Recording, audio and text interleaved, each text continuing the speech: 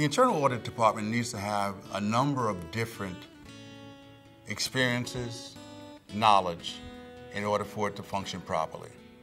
Technology, accounting, legal to some degree, and operational knowledge. And it's important across the board for the team to work together to bring that knowledge to a point of being applied to a particular situation. So my reaction to all of this is that even though they have the various experiences, I'd like them to be independent thinkers also, because it's incredibly important for people to state their own opinions and not be yes people, but people that say, we want to get it right.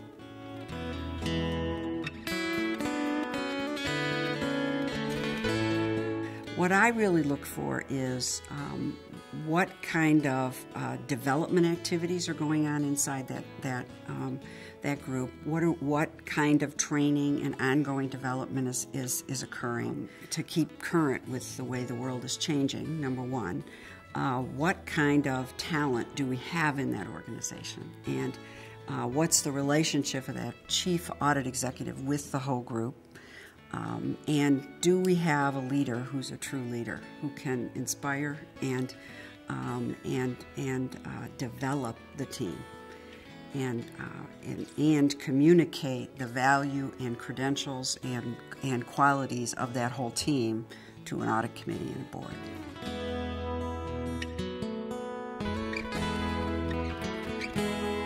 We've done an internal feedback survey every year.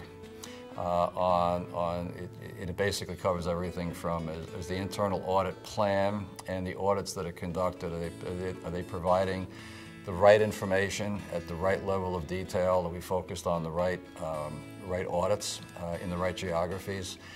Are we communicating in a succinct way the audit results so that they're actionable?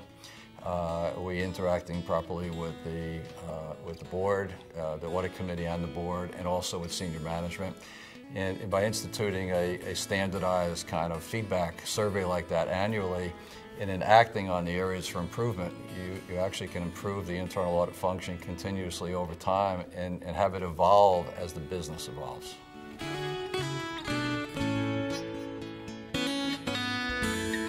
The more you get involved with the business process, the more you learn the business. One of the boards that I'm on, for instance, when customers come in to do an audit to make sure the billings are in agreement with the terms of the contract, etc., we assign an internal auditor to be the point person on that audit, because it keeps them in touch with the business process, helps them to understand the customer relationships, helps them to understand the way those contracts get developed, and actually how the work is done. And all that helps to develop the internal audit staff, but it also helps keep the internal audit staff in touch with the business pressures that come with managing a complex business and working on growth goals and those kinds of things. And so the more we can do of that, the more we can involve the internal auditors in the business processes, the better it will be for not only those internal audit professionals, but for the company as a whole.